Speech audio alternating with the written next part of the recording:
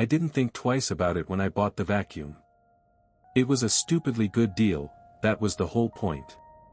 A premium model, one of those sleek black robot vacuums that maps your apartment, schedules cleanings, syncs with your phone, all that.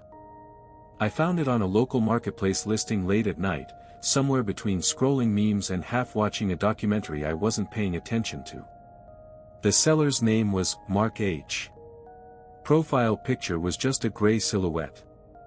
No reviews. Price, less than half of retail. I messaged him anyway. He replied almost instantly. Works perfectly. Moving abroad. Need it gone. We agreed to meet the next morning. He didn't haggle, didn't ask questions, just gave me an address and a time. It felt a little off, sure, but not enough to stop me. People sell stuff cheap all the time when they're in a hurry. The building was one of those old brutalist blocks, gray, tired, balconies patched with mismatched glass. He met me outside, didn't invite me in. Tall guy, maybe mid-30s, wearing a dark jacket even though it wasn't that cold. He handed me the box before I could say anything. Everything's inside, he said.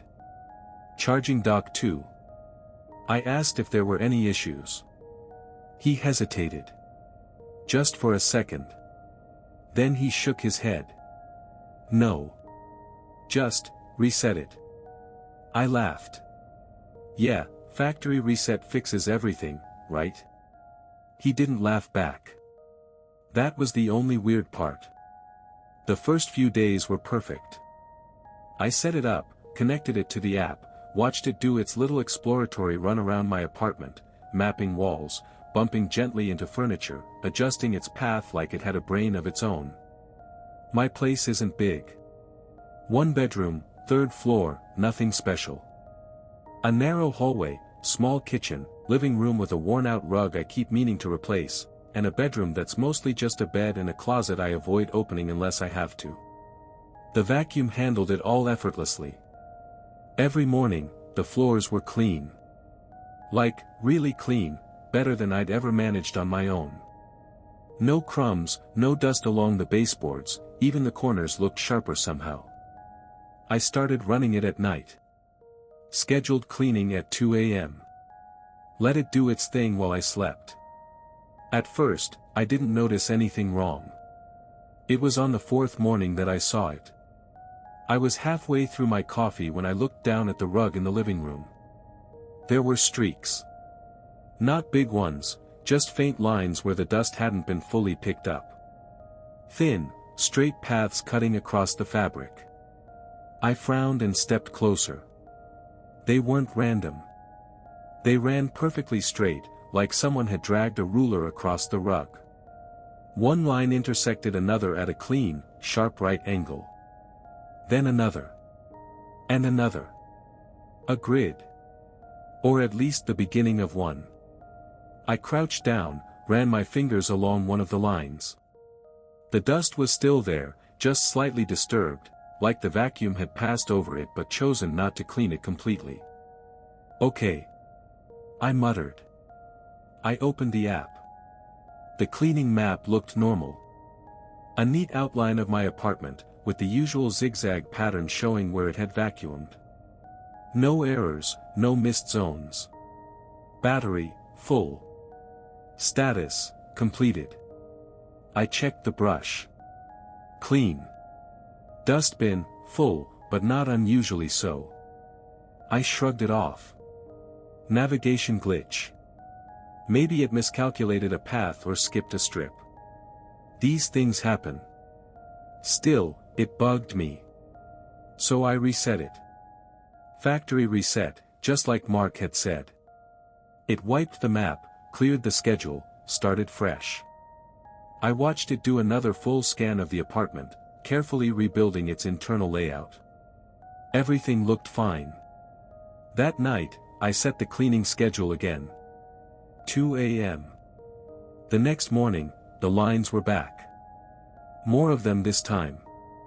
They spread across the rug in the living room, extended slightly into the hallway. Still perfectly straight. still intersecting at right angles. It looked deliberate. I took a photo and sent it to my friend Carter. "Bro," I typed. "My robot vacuum is trying to become an artist." He replied with a laughing emoji and, "Sell it as modern art. Call it dust geometry." I posted the photo on my socials with the caption, "Bought a premium vacuum and it decided to draw instead of clean. October 10th would recommend." People reacted the way you'd expect. Jokes, memes, someone saying it looked like a blueprint. Blueprint. I stared at that comment a little longer than I should have. Then I closed the app and went to work. That evening, I ran the vacuum manually while I was home. It moved normally. No weird pauses, no strange behavior. It followed its path, covered the entire floor, even went over the rug multiple times. When it finished, the lines were gone. Completely. "See?" I said out loud, like I was proving something to myself. "Just a glitch." I almost felt stupid for worrying. I went to bed around midnight. At some point, I woke up. I don't know why. The apartment was quiet, too quiet, maybe. Usually, I can hear distant traffic or someone moving in the building, pipes humming, something. That night, there was nothing. Then I remembered. The vacuum. I checked my phone. 2:17 a.m. It should have been running. I listened. No sound. That was the first time it felt wrong. Because that vacuum wasn't quiet. Even on its lowest setting, you could hear the soft hum, the faint whir of the brush. Now. Silence. I told myself maybe it had already finished. Maybe it was back on the dock. I didn't get up to check. I just lay there, staring at the ceiling, listening to the kind of silence that feels like it's pressing down on you. Eventually, I fell asleep again. In the morning, the lines had multiplied. Not random. Not messy. Precise. Crossing each other, forming corners, shapes that almost, made sense. I stood in the middle of the living room, coffee going cold in my hand, and tried to trace them with my eyes. For a second, I had the strange feeling that if I just looked at it from the right angle, I'd understand what it was trying to draw. I shook my head. "Yeah, okay," I said quietly. "Very funny." I took another picture. This time, I didn't post it. Instead, I opened the app again and checked the logs. Cleaning completed. No errors. Same as before. I hovered over the reset option again. Then I tapped it. "Let's see you glitch your way out of this," I muttered. At that point, it still felt like a joke. Like something I could fix. Like something that made sense, if I just found the right explanation. I didn't know yet that the lines weren't a mistake. They were the beginning. After the second reset, I stopped joking about it. Not out loud, at least. I still told myself it was just a bug, something wrong with the navigation system, maybe a sensor misreading depth or edges. These things build maps, right? They rely on patterns. Lines. Angles. So maybe that's all it was. A system trying too hard to understand space. That night, I didn't schedule it. I wanted to watch. I set it down in the hallway manually around midnight, pressed the start button, and leaned against the wall with my arms crossed, waiting for it to begin its usual routine. It beeped once. The indicator lit up. Then it just sat there. No movement. No sound. "Come on," I said, nudging it lightly with my foot. Nothing. I checked the app. Status, cleaning. But it wasn't moving. I waited another minute. 2. Then, suddenly, it jerked forward, just a few centimeters, and stopped again. No hum. No brush noise. Nothing. It shouldn't have been able to move silently. That wasn't how it worked. Even on eco mode, there's always something. Now it was like watching something glide instead of drive. A cold feeling settled in my stomach. I bent down, trying to hear anything, gears, motors, something. Silence. Then, without warning, it turned sharply and slid into the living room. Still silent. I followed it. It didn't clean. Not the way it used to. Instead of its usual methodical pattern, it moved in straight lines, long, uninterrupted paths that cut across the room. When it reached a wall, it turned at a perfect right angle and continued. No hesitation. No adjustments. Like it already knew exactly where everything was. It passed over crumbs without picking them up. Rolled through dust and left most of it behind. But every so often, it would stop. Not for long, maybe a second, 2 at most.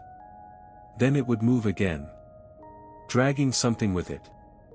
I didn't notice at first what it was doing. Not until I stepped into the hallway. There was a pile forming. Right in the center of the entrance area. At first, I thought it was just dirt it hadn't managed to collect properly, maybe the dustbin was full, maybe something got stuck. But the pile kept growing. Every time the vacuum passed through another room, it returned briefly to the hallway and deposited more. Dust. Hair. Tiny bits of debris. Everything it should have been removing, it was bringing here instead. I crouched down and stared at it. It wasn't random. The pile had shape. Edges. Defined lines, like someone had carefully arranged it. No, I said under my breath. No, that's not. I stood up quickly and walked back into the living room. The floor was wrong. Not dirty, not exactly. Just, incomplete. Like parts of it had been erased and relocated. I didn't sleep that night. I turned the vacuum off around 3 a.m., at least, I thought I did. The button responded, the light went dark. I unplugged the charging dock for good measure. Then I sat on the couch until morning, watching the hallway like it might do something even when powered down. It didn't. Everything stayed still. Quiet. Normal. When the sun came up, I finally stood and walked over to the hallway. The pile was still there. Bigger than I remembered. I knelt down slowly. Up close, it made even less sense. It wasn't just a pile anymore. It was a layout. A shape I recognized immediately, even before my brain caught up with what I was seeing. No way. I whispered. I grabbed my phone and opened the vacuum app, pulling up the saved map from before the reset. Then I looked back down. They matched. Not perfectly, not yet, but enough that I could see it. The hallway. The living room. The kitchen. Outlined in dust. My apartment. I decided to get rid of it. That thought felt obvious the moment it fully formed, like I'd been circling it all day without wanting to say it out loud. There was no version of this that was normal anymore. No software glitch explains a machine updating a physical layout while powered off. So I acted. I unplugged the dock, picked the vacuum up, it felt heavier than I remembered, and carried it straight to the storage closet near the entrance. It's a narrow space, barely wide enough for shelves and a mop bucket. I put the vacuum inside. Closed the door. Then I slid the small metal latch into place from the outside. Locked. I pressed my ear against the wood. Nothing. I waited a full minute, hand flat on the surface. Still nothing. I stood back and stared at the latch. It was seated firmly. No gap. No movement. Good, I said. Then I waited some more, because part of me expected something to happen immediately. A sound. A vibration. Anything. The closet gave me nothing. I walked to the kitchen, made coffee I didn't drink, and sat at the table facing the hallway. From there I had a clear line of sight to the closet door. I watched it for 20 minutes. The latch didn't move. The door didn't shift. Whatever was inside stayed inside.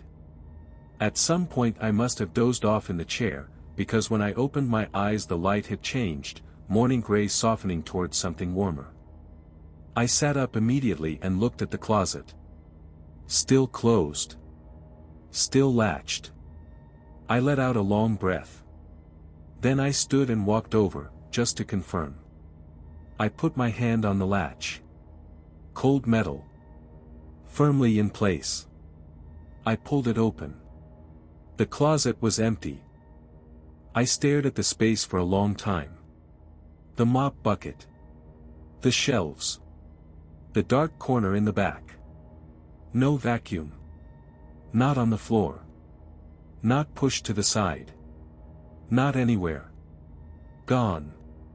I stepped back slowly, something hollow opening up in my chest. Behind me, a soft sound. Not loud. Not mechanical. Just a faint, almost polite click. I turned. The vacuum was on its dock. Perfectly centered.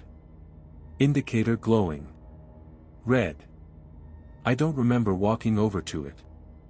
I just remember being there, standing in front of it, looking down like I was trying to recognize something familiar that suddenly wasn't. "You were in the closet," I said quietly. The vacuum didn't respond. Of course it didn't. But something about saying it out loud made it worse. Made it real in a way it hadn't been before. I unplugged the dock again. Nothing changed. The red light stayed on. I pressed the power button. No beep. No shutdown. It just stayed. Watching. That's what it felt like, anyway. I backed away slowly and forced myself to look at the floor instead. At the map. It had changed overnight. It wasn't flat anymore. Not visually, it was still just dust, but the detail had deepened in a way that made it feel dimensional. Shadows where there shouldn't be shadows. Lines layered over lines, suggesting height, thickness. Like it was becoming something more than a drawing. Something closer to a model. I crouched down. The hallway was perfectly outlined. The living room, the kitchen, the bedroom, all there, all precise. Even the small imperfections. The slight warp in the wall near the bathroom door. The uneven edge of the rug. Things the vacuum shouldn't have known. Things I barely noticed. Then I saw it. Near the entrance. Right beside where the door should be on the map. At first, I thought it was just another line. But it wasn't part of the layout. It was writing. Small. Carefully formed. I leaned closer, squinting. The letters were crude, made of tiny clusters of dust, but readable. Clear. Deliberate. Exit blocked. My throat tightened. "No," I said, louder this time. "No, that's..." I stopped. Because the word exit pulled my attention toward the real door. Slowly, I stood up and turned. The entrance door looked the same as always. Same handle. Same lock. Same faint scratch near the bottom where I'd once dragged a chair too close. Normal. Completely normal. I walked over. Reached for the handle. Cold metal against my palm. I turned it. Nothing. I frowned and tried again, applying more pressure. The handle moved slightly, but the lock didn't engage. "Come on," I muttered. I checked the deadbolt. Unlocked. I always unlock it in the morning. I turned it anyway. It spun freely. No resistance. No click. Like it wasn't connected to anything. A slow, creeping unease spread through my chest. I pushed against the door. It didn't budge. Not even a millimeter. Okay, I said, forcing a shaky laugh. Okay, that's just stuck. It happens. I braced my shoulder against it and pushed harder. Nothing. The door didn't flex. Didn't creak. Didn't react at all. It wasn't like pushing against wood. Or metal. It felt wrong. Solid in a way that didn't belong. Flat. Seamless. Like there was no door there at all. Just the idea of one. I stepped back, breathing faster now. No. No, no, no. I grabbed the handle again and pulled this time. Hard. Still nothing. The handle twisted uselessly in my grip. The lock turned without resistance. But the door. The door might as well have been part of the wall. I pressed my hand flat against it. Cold. Not the kind of cold you get from metal or from outside air. A deeper cold. Dead. I tapped it with my knuckles. No hollow sound. No echo. Just a dull, absorbed impact. Like knocking on concrete. Behind me, something shifted. A faint scraping sound. Soft. Controlled. Deliberate. I turned slowly. The vacuum hadn't moved from the dock. But the map. The map had changed. The area near the entrance was different now. Where the door should have been on the dust layout. There was no gap anymore. No outline. No indication of an opening. Just a smooth, continuous line. Perfect. Sealed. I looked back at the real door. Then at the map. Then back again. My heart was pounding so hard it made my vision pulse. This isn't real, I said. But the words felt thin. Useless. Because the more I looked, the clearer it became. The map wasn't reflecting the apartment anymore. It was replacing it. And somewhere between the closet and the dock, between the lines and the walls. Something had decided there was no exit. I stopped trying the door after that. Not because I accepted it, I didn't, but because every attempt made something in my head slip further out of place. The handle turning without resistance. The absence of sound when I knocked. The way it felt under my palm, like a solid surface pretending to be a door. You don't keep testing something like that without consequences. So I stepped away. I tried the windows next. I went to the living room, pulled the curtains aside, and reached for the handle. My fingers hesitated before touching it, like I already knew something would be wrong. The glass looked normal. The frame looked normal. Everything looked exactly as it always had. I opened it. Or at least, I tried. The handle turned. The mechanism clicked. But the window didn't move. Not even slightly. My reflection stared back at me from the glass, pale, tense, eyes too wide. "Don't do this," I muttered. I pressed harder. Nothing. I leaned in, pressing my forehead lightly against the surface. Cold. Too cold. I shifted my angle, trying to see past the reflection, out into the street below. And that's when I realized. There was no street. It wasn't dark outside. It wasn't night. There was light.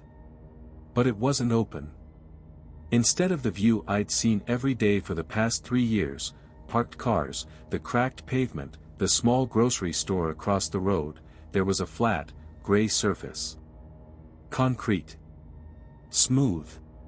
Endless. It filled the entire window, edge to edge, as if the building had been pressed directly against another wall with no space between them. "No," I whispered.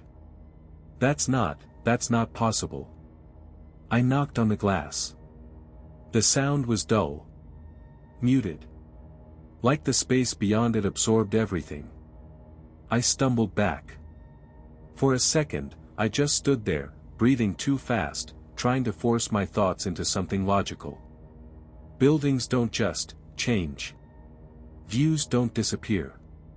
Doors don't become walls. This was wrong. All of it. A sound echoed through the apartment. Faint. Rhythmic. Scraping. I froze. It took me a second to place it. Then my stomach dropped. It sounded like the vacuum. But not from inside the room. From behind the walls. I turned slowly toward the hallway. The sound continued. A soft, mechanical drag. A pause. Then another. Like something moving in straight lines. Stopping. Turning. Continuing. I followed it. Each step felt heavier than it should have. The air itself felt denser. Like the apartment had shrunk just enough that I could notice it without being able to prove it. The hallway looked longer. That was the first clear change I could point to. It wasn't dramatic. Not something you'd notice at a glance. But I knew how many steps it took to get from the living room to the bedroom. I'd walked it 1,000 times. Now it took more. 2 extra steps. Maybe 3. I stopped halfway down and looked back. The living room seemed further away than it should have been. The angle felt wrong. Subtly off. Like a photo stretched just a little too far. The scraping sound grew louder. Closer. But still, not inside. I pressed my ear against the wall. Cold. Solid. And behind it. Movement. Something tracing a path. Precise. Methodical. Matching the pattern I'd seen before. I pulled away quickly. "No," I said. "No, that's just pipes. It's pipes. Or neighbors." But even as I said it, I knew it wasn't true. Pipes don't move like that. Neighbors don't move like that. Nothing human does. I looked down at the floor. At the map.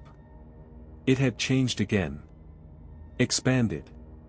New lines branching outward from the existing layout. Rooms that weren't there before. Angles that didn't match anything in my apartment. Yet. That word hit me harder than anything else. Yet. I stared at one of the new sections. A narrow extension off the hallway. Long. Straight. Leading to a small square at the end. There was no such space in my apartment. I knew that. I felt that. But when I lifted my eyes and looked ahead, the hallway didn't end where it used to. It kept going. Just a little further. Enough to match the map. My chest tightened. "This isn't happening," I said, but my voice sounded distant. Thin. I took a step forward. Then another. Each one heavier than the last. The air grew colder the further I went. The light dimmer, though I hadn't touched anything. The scraping sound followed me, shifting position, like it was moving in parallel. On the other side of the wall. Or maybe. Not just the wall anymore. I reached the point where the hallway used to end. Where the bedroom door should have been. It was still there. But beyond it. There was more. A continuation. A stretch of space that hadn't existed yesterday. My hand trembled as I reached for the bedroom door. I pushed it open. The room was the same. Bed. Closet. The old box in the corner. Everything in place. But the proportions felt off. The walls seemed slightly further apart. The ceiling a little higher. Just enough to make my brain struggle to reconcile it. Behind me, the scraping stopped. Silence filled the apartment. Thick. Waiting. I turned slowly. The hallway behind me looked longer than it had a moment ago. Or maybe I just couldn't trust it anymore. Then the sound came back. Louder. Closer. Not behind the wall this time. Like it was just on the other side of something thin. Something that wasn't supposed to be there. I looked down at the map again. The new section, the extension, was darker now. More defined. And at its far end, in that small square, there was movement. Not drawn. Not static. A disturbance in the dust. A shifting. Like something was occupying that space. I lifted my head slowly and looked toward the end of the hallway. The part that hadn't existed before.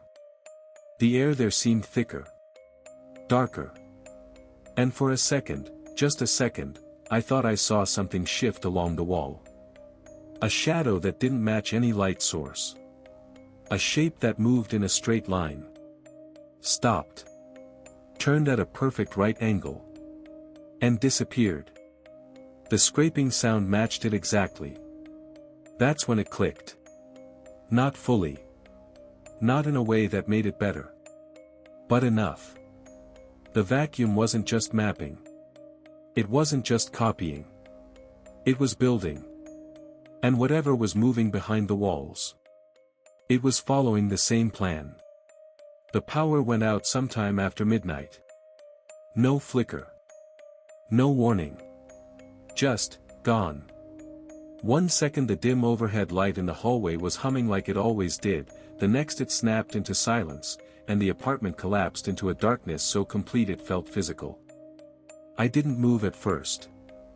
I was sitting on the bedroom floor, back against the wall, knees pulled in, exactly where I'd been for, I don't know how long. Time stopped meaning anything once the hallway stopped behaving like a hallway. The silence came back with the darkness. That same heavy, pressed-in silence from before. Except now it felt closer. Then I saw it. A faint red glow. Low to the ground. Steady. The vacuum. It was in the hallway. Not on the dock, I could see that immediately. The dock was dead, just a dark shape against the wall. The glow came from the vacuum itself. That same red indicator. Only now it was brighter. Stronger. Like it was the only thing in the apartment that still had power. I didn't remember it leaving the dock. I didn't remember hearing anything. But there it was. Facing the bedroom. Facing me. "Stay there," I whispered. My voice sounded wrong. Too quiet. Like the room was swallowing it before it could exist properly. The vacuum didn't respond. Then it moved. No sound. No motor. No wheels. It just slid forward. Slow. Deliberate. A straight line from the hallway into the bedroom. The red light pulsing faintly with each movement. Something dragged behind it. At first, I thought it was a shadow. But shadows don't pile up. This did. A thick, dark trail spreading across the floor. Not dust this time. Heavier. Darker. I leaned forward slightly, squinting into the dim red light. Ash. It looked like ash. Fine, black particles spilling from the vacuum's underside as it moved, leaving a dense, uneven path behind it. The smell hit a second later. Burnt. Dry. Like something that used to be something else. "Stop," I said. It kept moving. Straight toward me. I pressed myself harder against the wall, like that could create distance where there wasn't any. My eyes darted to the floor. To the map. It had changed again. Completely. There were no separate rooms anymore. No hallway. No kitchen. No bedroom. Just one shape. A single, solid rectangle. Every part of it filled in with tight, overlapping lines of dust and ash. No gaps. No doors. No exits. My breathing turned shallow. Fast. No, that's not. I couldn't finish the sentence. Because I already knew. The vacuum crossed the threshold into the bedroom. The red light brightened for a moment, casting long, distorted shadows across the walls. Then it stopped. Right in front of me. I didn't move. I couldn't. Every part of my body felt locked in place, like if I so much as shifted, something worse would happen. The vacuum stayed still for a second. 2. Then it made a small, soft sound. Not mechanical. More like something opening. A panel on its underside slid apart. And the ash began to pour. It fell directly onto my feet. Warm. Not hot. But not cold either. Just enough to make me flinch. I tried to pull my legs back, but they wouldn't respond fast enough. The ash spread over my shoes, my ankles, settling into the fabric like it belonged there. I looked down. Slowly. Carefully. Like if I moved too fast, I'd miss something important. On the floor. On the map. There was no longer a mark for me. No dot. No indication of where I was standing. Because there was nowhere anymore. The entrance door on the map was gone. Not blocked. Not sealed. Gone. Replaced by a perfectly straight line, as if it had never existed in the first place. Behind me, something shifted. A deep, low sound. Not from the vacuum. From the wall. I didn't turn around. I didn't need to. I felt it. The change. The final adjustment.